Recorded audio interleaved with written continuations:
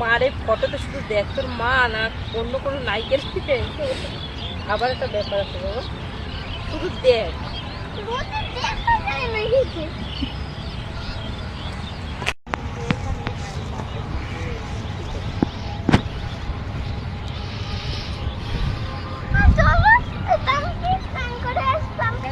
একটা ভিডিও তো করতেই পারি চেহারা দাঁড়িয়ে।